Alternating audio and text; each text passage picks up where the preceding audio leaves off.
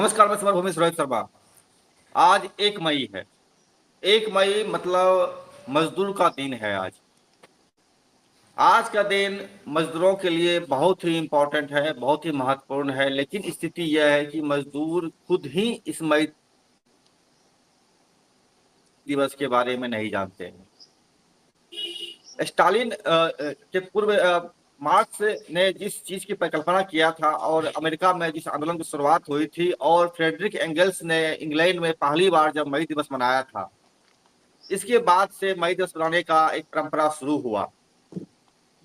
बावजूद आज दक्षिणपंथी ताकतें जिस तरह पूरी दुनिया में हावी हुई है, और मई दिवस को लेकर जिस तरह से आज पूरी दुनिया में एक अजीब सा माहौल बना है, मजदूरों के अधिकारों को चुनौती दी जा रही है, उनकी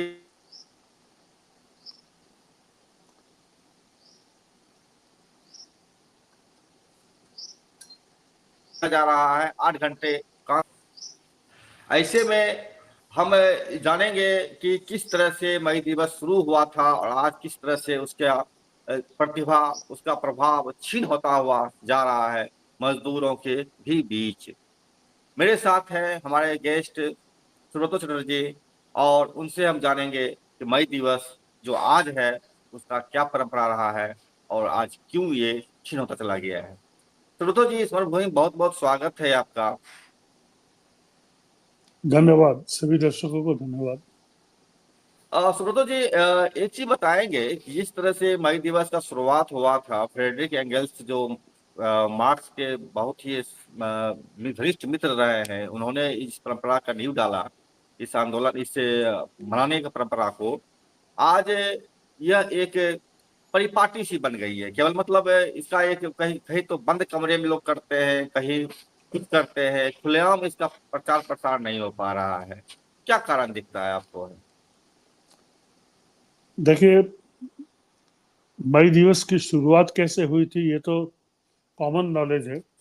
इस पर बहुत लंबा चौड़ा भाषण देने की कोई जरूरत नहीं है।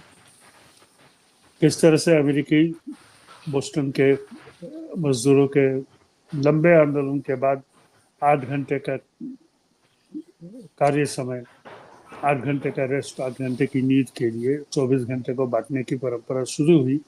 और उसके पहले मजदूरों की हालत जो थी वो जंजीर में बंधे हुए गुलामों जैसी थी। और मजदूरी प्रथा को गुलामी प्रथा का ही एक्सटेंशन मान लिया गया था अमेरिका और यूरोप में। उससे मुक्ति का आह्वान जो है, उसी के दिवस के रूप में मजदूर दिवस को मनाया जाता रहा है।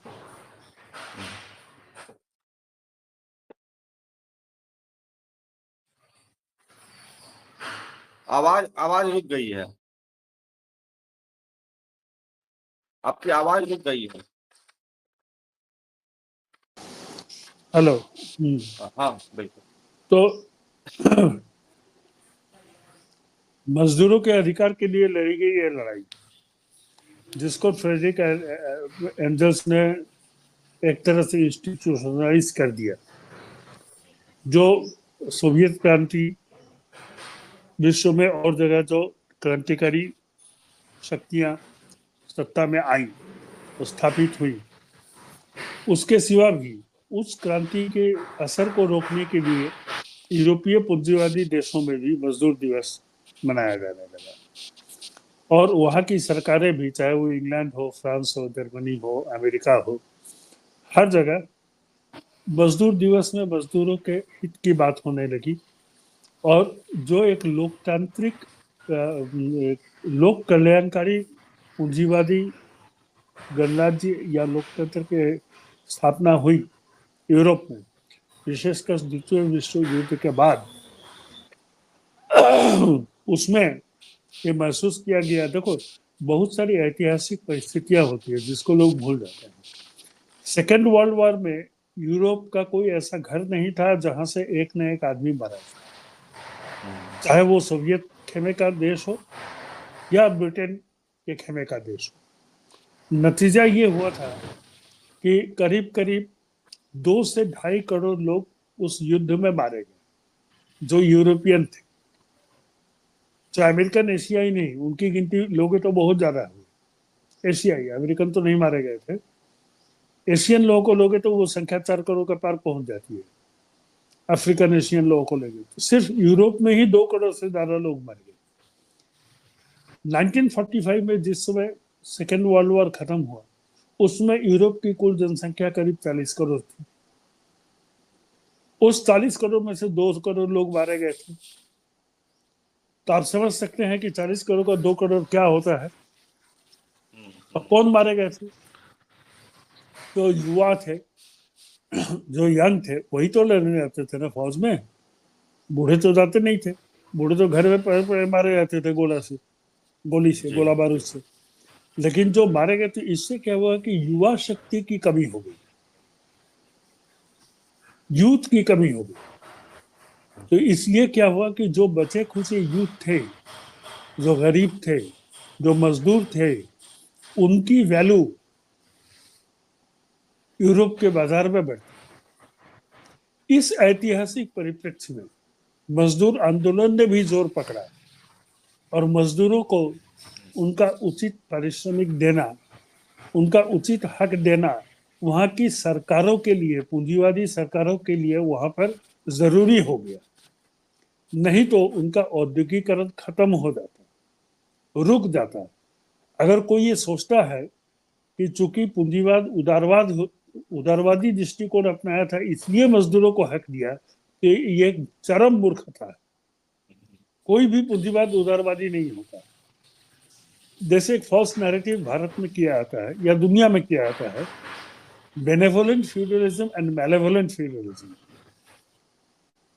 बेनेवोलेंट फ्यूडलिज्म का मतलब होता है उदारवादी जमींदारी प्रथा। मैलेवोलेंट फ्यूडलिज्म का मतलब होता है निरंकुश यातना देने वाली सामंती प्रथा। सामंती प्रथा अपने आप में अनुदारवादी प्रथा है। इसमें उदारवादी अनुदारवादी कुछ नहीं होता है।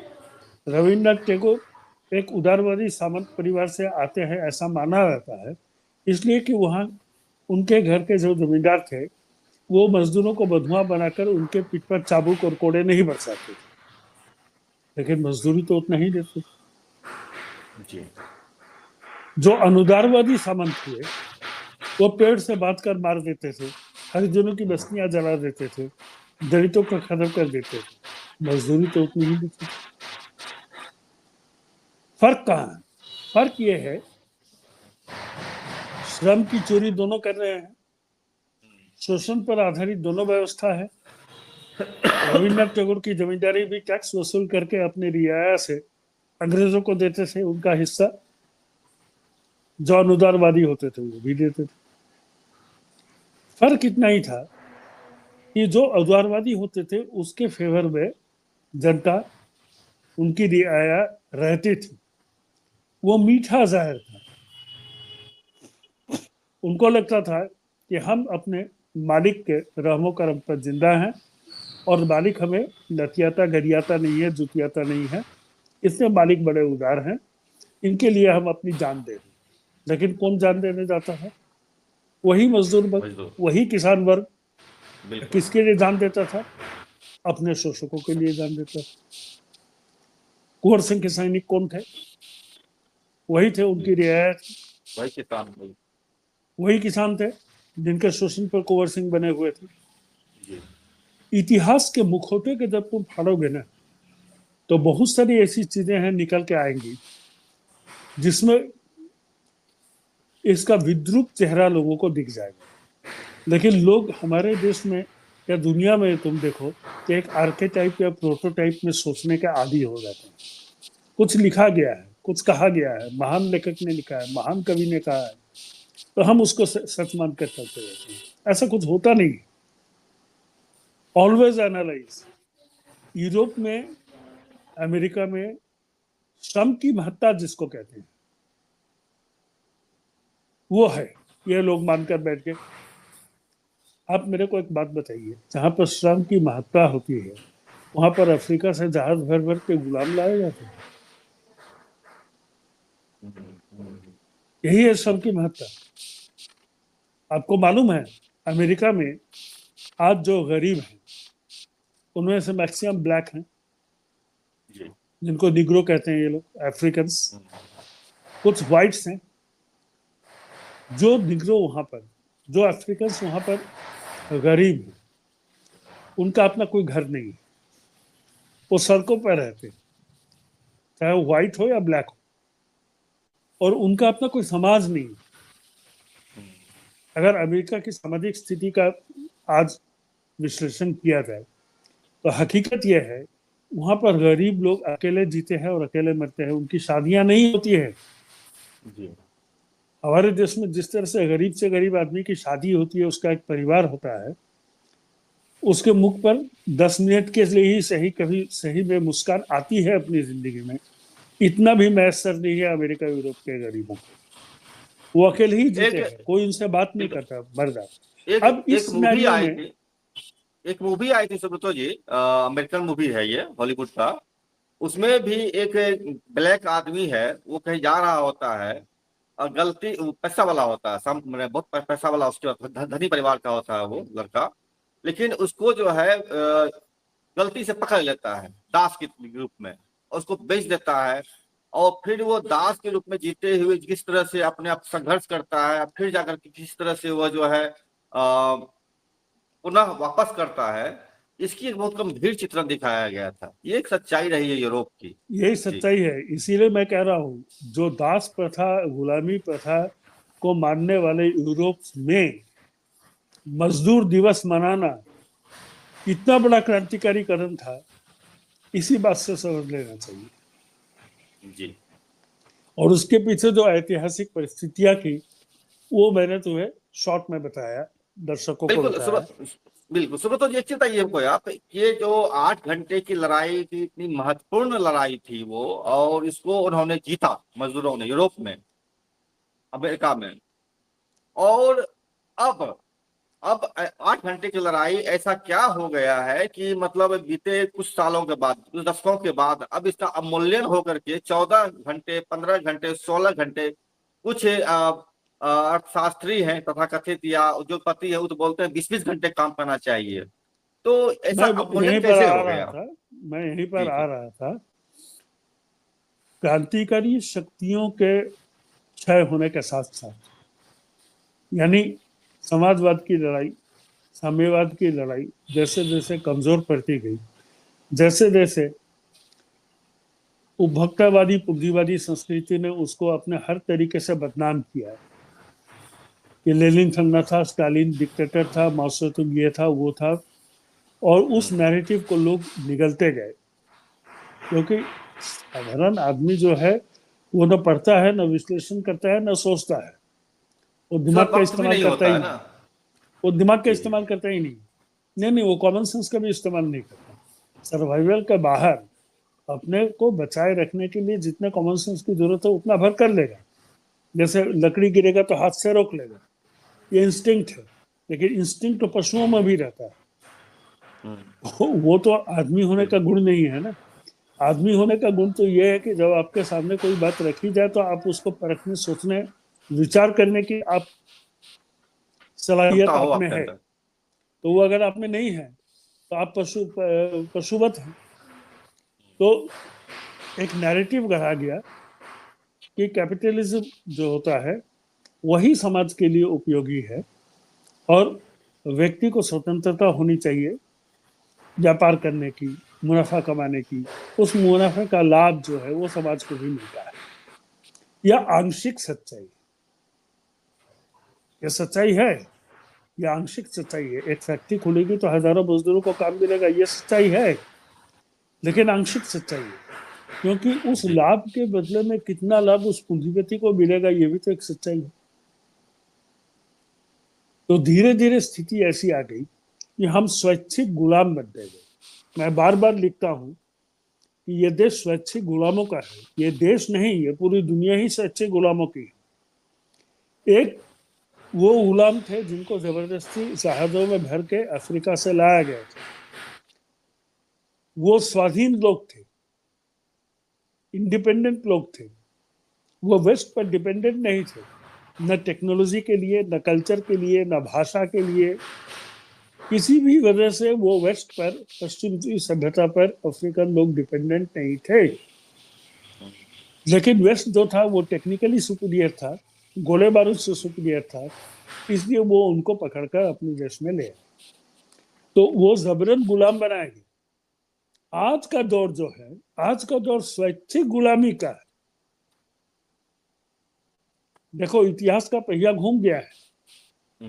अब आप जबरन किसी को गुलाम नहीं बना सकते, लेकिन आप स्वैच्छिक गुलाम बना सकते हैं, उसके माइंड को हैक करके, उसके माइंड को कंट्रोल करके। चीजें वहां पर आ गई। आपको क्या लगता है सिर्फ नारायण मूर्ति 14 घंटे काम करने के फेवर में है? मैं ऐसे लोगों को जानता हूं जो खुद वर्कर है, वो खुद भी इसके फेवर में कि 6 घंटा काम करने से अगर हमको 12 घंटे का एक्स्ट्रा वेजेस मिल जाता है, तो बुराई क्या है? ओवर टाइम का जो कॉन्सेप्ट हमारे भारत के पुराने इंडस्ट्रियल लॉ में था, जो लेबर लॉ चेंज कर दिया, ओवर टाइम में क्या था? अगर आप 2 घंटा एक्स्ट्रा काम करते हैं तो आपको 4 घंटे की मजदूरी मिलेगी। यही तो था, यही लेबर लॉ था ना हमारा। इसका मतलब क्या था? इसका मतलब ये था कि 2 घंटे के लिए आप स्वैच्छिक गुलामी कीजिए, उसके बदले आपको 4 घंटे की मजदूरी मिल जाएगी। मतलब मेरी स्वाधीनता को पैसों से तोल दिया गया। हेलो? हाँ हाँ, बिल्कुल बिल्कुल। मेरी स्वाधीनता को 8 घंटे के बाद जो मेरा वक्त था, उसको कैपिटलिस्ट लॉबी ने पैसों से तौल दिया। बिल्कुल जब तौल दिया बिल्कुल। तो लोग 8 घंटे के बदले 10 घंटे काम करने लगे। उसके बाद वो इंसेंटिव छीन लिया गया, क्योंकि अब आपकी आदत हो गई है 8 के असल बदले में 10 कंपनी। घंटे के काम करने। जी जी। अब आप प्रतिवाद नहीं करेंगे। उसके बाद दूसरा पैंतरा आया क्या? ये तो करना ही पड़ता है, आपको इसके बदले में एक्स्ट्रा पैसा क्यों दे दिया जाए? नहीं दिया जाएगा, वो छीन लिया गया। जब छीन लिया गया, यही वो प्रस्थान बिंदु था जिसमें ट्रेड यूनियन और लेबर यूनियन को भयंकर प्रतिरोध करना था। पहली बात तो ये, इस पर प्रतिरोध होना चाहिए था कि आप डबल वेजेस देते हैं, चाहे कुछ भी देते हैं, हम 8 घंटा के बाद काम नहीं करेंगे। नहीं करेंगे, आपको बिल्कुल। अगर 4 घंटा काम करवाना है तो आप दूसरा लेबर रख लीजिए। जी बिल्कुल। इससे क्या होगा कि देश में बेरोजगारी की समस्या का भी समाधान होगा। जी आज जो 14 घंटे काम करने की बात आ रही है, तो क्या संगठित होकर ये बात नहीं की जा सकती है कि 8 घंटे के बाद अगर आपको काम करने, आपका कंपनी का काम पूरा नहीं हो रहा है, तो आप 6 घंटे के लिए, 8 घंटे के लिए एक दूसरे सेट ऑफ वर्कर को रख लीजिए। किसने रोका है? आप पैसे देंगे ना हम मुझे। ऐसा तो कोई नहीं, लेबर। इंडस्ट्रियलिस्ट नहीं कह रहा है, मेरी बात सुनो। जी ऐसा तो कोई इंडस्ट्रियलिस्ट नहीं कह रहा है ना कि आज के बदले 14 घंटे का काम करेंगे तो 8 ही घंटे का पैसा देंगे। वो तो कह रहे हैं हम 14 घंटे का पेमेंट करेंगे, और आप इस लोभ में पड़े जा रहे हैं कि आज के बदले 14 घंटे का आप पेमेंट आपको मिल रहा है। मतलब क्या है? मतलब आप एक दूसरे लेबर के, अपने देश के ही दूसरे वर्कर जो बेकार बैठा हुआ है बेचारा, उसका हकमारी आप कर रहे हैं। जी। तो धीरे धीरे वो क्या कर रहा है कैपिटलिस्ट?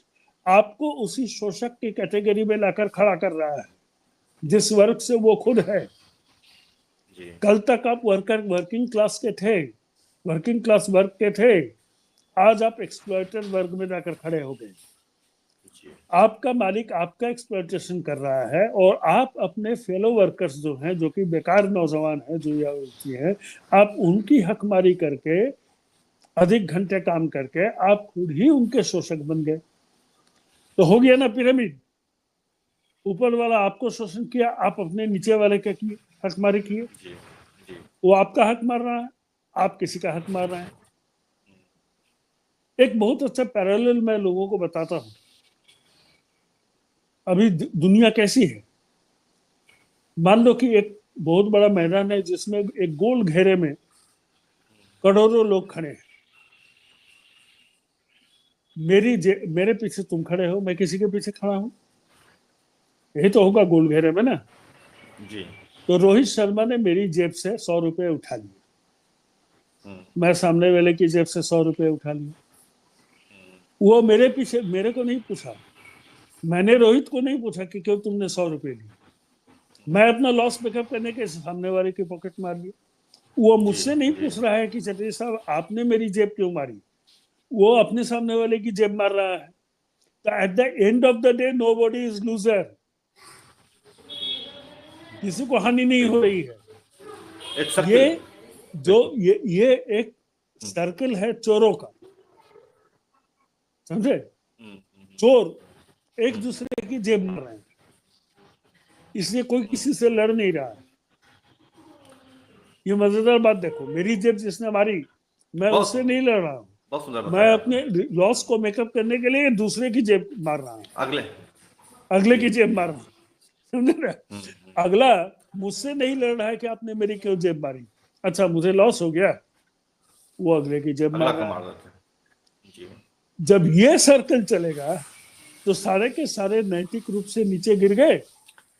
जो नैतिक रूप से पतित लोग हैं वो क्या लड़ेंगे? वो किसके लिए लड़ेंगे? जी, वो विरोध ही नहीं कर सकते हैं, विरोध नहीं कर पाएंगे ना, क्योंकि विरोध करने का मौका तो तब था जब रोहित शर्मा ने मेरी जेब मारी थी, तब मुझे पीछे मुड़कर विरोध करना चाहिए। तो तुमको मेरे पैसे तुमने क्यों लिए? मैंने वो नहीं किया।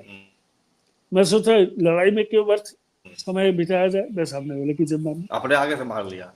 अब क्या हुआ, जो कैपिटलिस्ट है, इंडस्ट्रियलिस्ट है, उसने मेरी जेब मारी।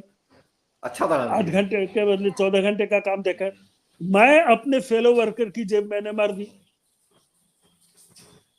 कि जिसको काम मिल सकता था मेरे बदले में उस 6 घंटे के लिए, उसकी जेब मेरे में, उसका हक मैंने मार दिया।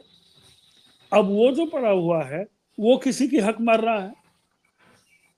ये करते करते समाज में एक ऐसा तबका भी तैयार हो जाता है काफी बड़ा, जिसका हक सब कोई मार रहा है, जो किसी का हक मारने की स्थिति में नहीं जी। वही है सबसे नीचे का तबका। संगठित उनको करने की जरूरत। दूसरा पॉइंट, आज मजदूर दिवस पर असंगठित क्षेत्र के जो मजदूर हैं उनको संगठित करना।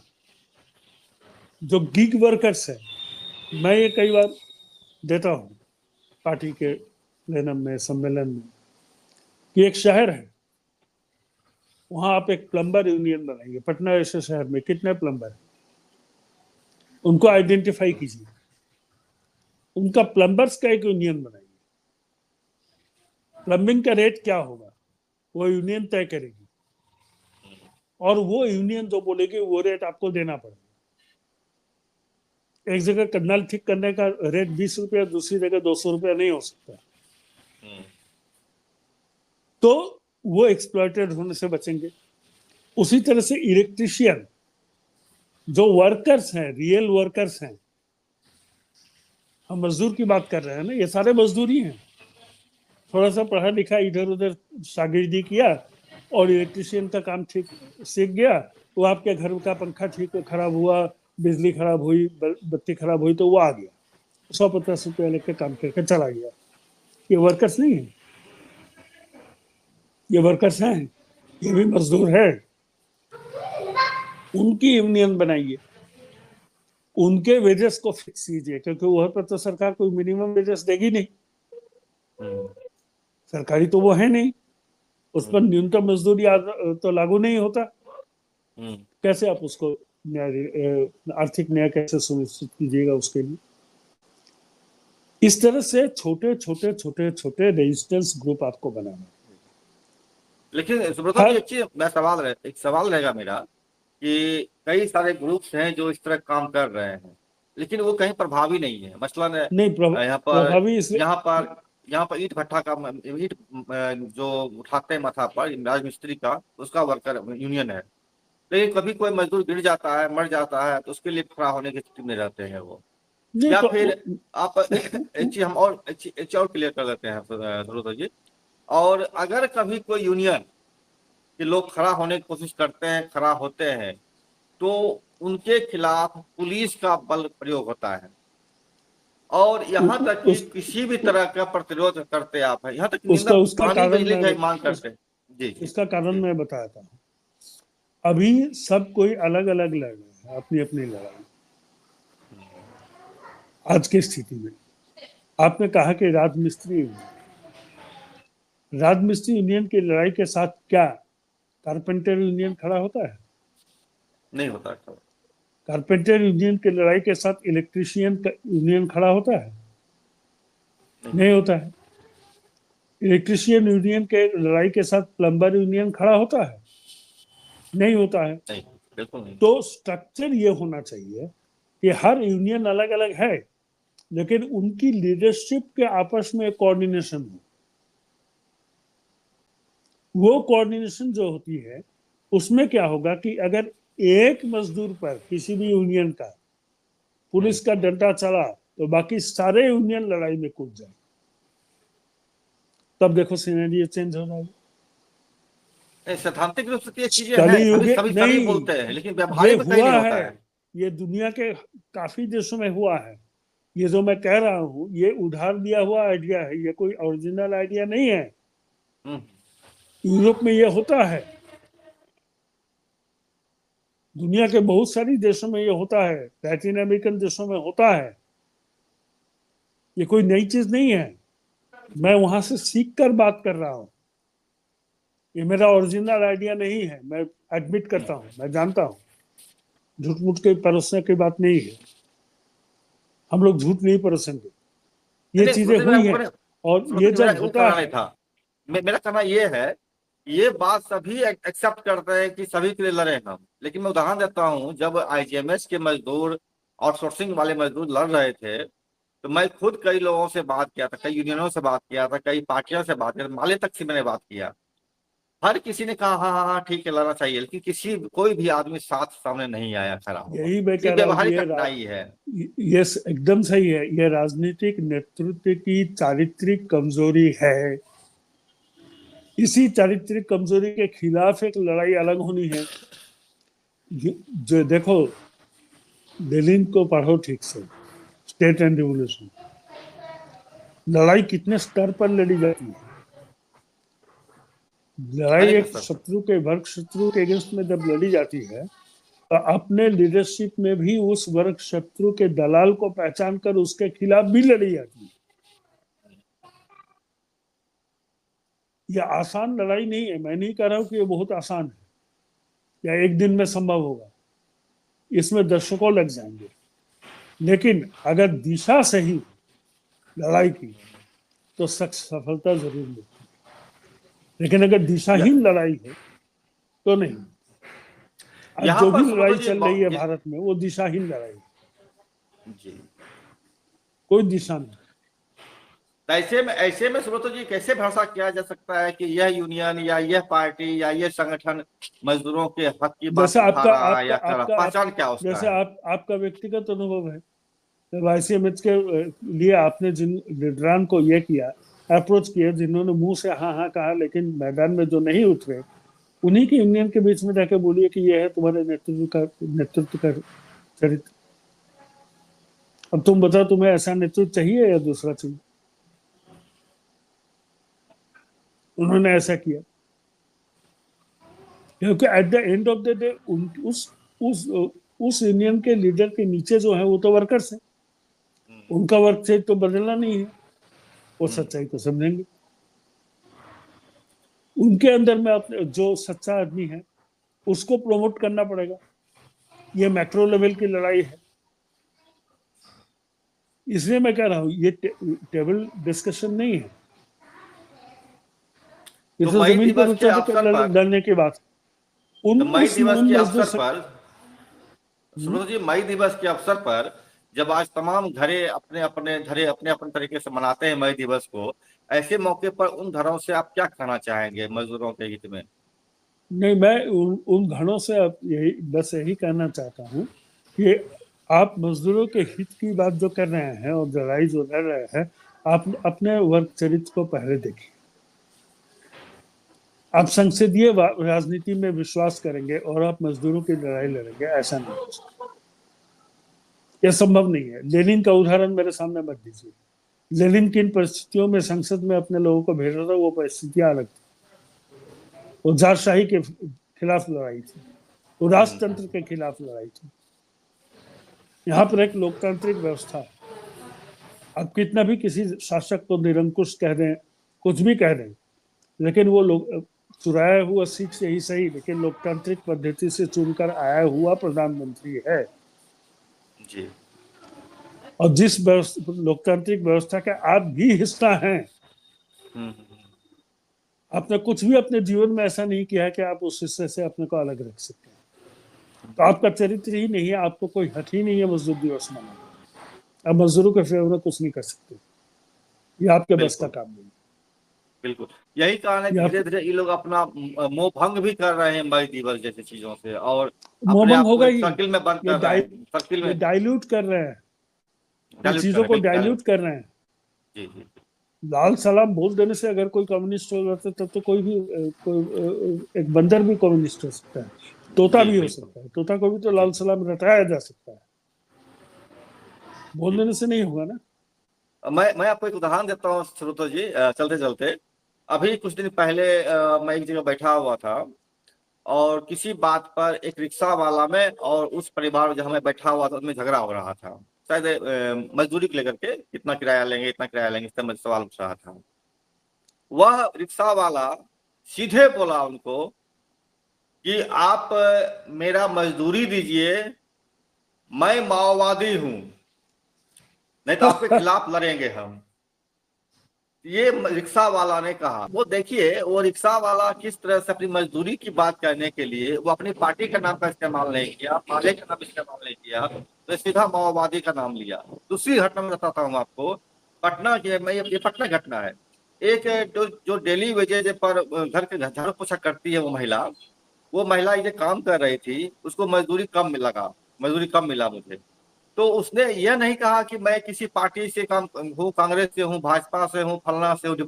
सीधे कहा कि आप मुझे नहीं जानते हैं, मैं नक्सलाइट हूँ और नक्सलाइट घर से शामिल होता हूँ, आप मजदूरी दीजिए। तो यह जो एक चीज है, वो मजदूर के अंदर में, रिक्शा चालक के अंदर में जो चेतना का स्तर पैदा हुआ है, इसको आप किस रूप में देख पाते हैं, जो माओवादी का नाम लेकर के आपने आपको ये रिप्रेजेंट कर रहे हैं? भारत देश है ना। तुलसीदास ने लिख गया, भाई गुण होत न प्रीत गोसाई। देखो यहाँ जो है, यहाँ की जो बेशर्म मिडिल क्लास है खास करके, और बेहिस अपर क्लास है, वो एक ही भाषा समझते हैं, वो है भय की भाषा। जब तक उनके मन में भय का संचार नहीं होगा, तब तक तो वो रास्ते पर आएंगे नहीं। अंग्रेजों के जमाने में ये चूतर पर चाबुक खाने वाले जात थे, उस डर से सीधा रहते थे। आजादी के बाद क्या हुआ, सत्ता इनके हाथों में आ गई, ये चाबुक मारने वाले हो गए, चाबुक खाने वाले चाबुक मारने वाले हो गए। और अब क्या हुआ कि ये लोग चाबुक खाने वालों से चाबुक मारने वाले हो गए, और पहले भी गरीब लोगों को चाबुक मार रहा था, आज ये भी चाबुक मारने वालों में शामिल हो गए। जी। तो ये तो चाबुक की भाषा समझते हैं। तो ये जो संचार हो रहा है, ये तो बहुत अच्छी बात है। तुम डर के ही सही, हमारी मजदूरी तो दो। तो मतलब यही हो गया ना कि, मतलब यही हो गया कि अब संघर्ष का एकमात्र रास्ता तो माओवाद बच गया है, ना कांग्रेस के नजर आती है, ना भाजपा नजर आती है, ना आरजेडी नजर नहीं आती है, है, ना कोई बिल्कुल नहीं और है। पार्टी नजर आती है, ना तो भारत माले को तक नजर नहीं आती है। भारत को सुधारेगा ही माओवाद। और जितनी जल्दी गरीब जनता, वंचित जनता उससे जुड़ जाए, उतना ही अच्छा उनका। सिर्फ इतना कह भर देने से अगर मजदूरी मिल जाती है, तो समझो अगर 4 धमक जाए माओवादी, तब तो ये अपना घर बार लिख के दे देंगे बिना लड़े हुए। इनके पास कोई चारा नहीं बचेगा, क्योंकि इनके, देखो आदमी है ना, जो शोषण किया है, जो पाप करता है, उसका बोझ तो उसके मन पर रहता ही, वो तो जानता ही है कि मैंने क्या क्या गलतियां की हैं, और मुझे इसके लिए कौन सी सजा होनी चाहिए, लेकिन मुझे मिली नहीं, क्योंकि मैं समाज के उस वर्ग को बिलोंग करता हूं जिसके हाथ में सत्ता है। इतना तो हर आदमी समझता है, हर शोषक समझता है। इसीलिए जब उसके सामने कोई वैसा ग्रुप आके खड़ा होता है, तो वह तुरंत अपनी धोती समेट के भाग जाता है। ये हर जगह हुआ है। रूसी क्रांति के बाद वहां जो कुलक थे वो कहाँ चले गए? जी सब तो अपनी हवेलियां छोड़ के भाग गए थे। जी बिल्कुल सारे, बिल्कुल। कोई फ्रांस भागा, कोई जर्मनी भागा, कोई हम्म, पोलैंड भागा, जिसको जहां मौका मिला भाग गया। देखो, भारत में ये स्थिति आ रही है। आज मैं एक चीज बताया था, पिछले 4 वर्षों में भारत से करीब 5.25 लाख अरबपति करोड़पति छोड़ के भागे, और ये पलायन धीरे धीरे बढ़ रहा है। जी बढ़ रहा क्योंकि है। जिस तरह से घोर आर्थिक असमानता में भारत देश जी रहा है, वो दरअसल एक बारूद के ढेर पर बैठा हुआ है। अब इस बारूद का विस्फोट कब किस रूप में हो जाए, हम्म, ये किसी को नहीं मालूम। जी लेकिन जो जी टॉप लेवल पर बैठे रहते हैं सोसाइटी में, बिजनेस हम्म, में, पॉलिटिक्स में, उनको सब पता रहता है। आज कोई भी ऐसा बड़ा ब्यूरोक्रेट इंडिया का नहीं है जिसका फॉरेन में अपना कोई ना कोई घर नहीं हो। सारे अपने परिवारों को वहां शिफ्ट कर चुके हैं। जी बिल्कुल। ये सरकारी अडानी रिपोर्ट है। अंबानी भी शिफ्ट कर चुके हैं। हाँ, मादरणीय अंबानी अडानी जी, अंबानी का भी अपना अपना घर बना हुआ है मादरणीय अंबानी और लंदन में। मादरणीय अडानी दोनों। जी जी ठीक है।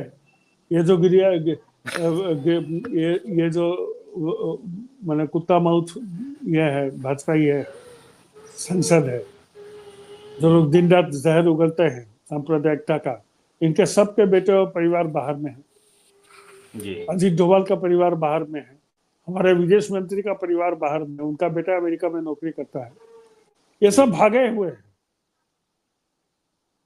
इनका उन परिवारों का एक एक प्रतिनिधि यहाँ पर बैठा हुआ है, जी क्योंकि इनको मालूम है कि जनता जब सड़क पर उतरेगी तो यही उनके निशाने पर होंगे, और धीरे जी धीरे वो नीचे बहुत उतर रहा है।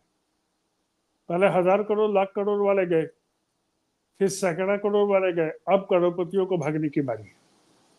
उनको भागना बहुत ही सही। पड़ेगा, क्योंकि वो बिल्कुल जाएंगे। सुब्रतो जी, आपने आपने बहुत ही सटीक से विश्लेषण किया है। और मई दिवस का जो ये संदेश है, यह भी इस चीज को दिखाता है कि किस तरीके से चीजें बदल रही है। और माओवाद का जो प्रचार प्रसार है, इसका भी इसी रूप में एक नजर जमीन पर दिखाई पड़ता है। बहुत बहुत धन्यवाद सुब्रतो जी, आपने बताया बहुत सी चीजों को। आपका धन्यवाद और शुक्रिया एक बार फिर करते हैं। नमस्कार आपको। और दर्शकों को कहना नमस्कार, चाहेंगे कि नमस्कार, आप हमारे चैनल को देखिए, लाइक कीजिए, सब्सक्राइब कीजिए, शेयर कीजिए और हमसे जुड़े रहिए। नमस्कार। नमस्कार।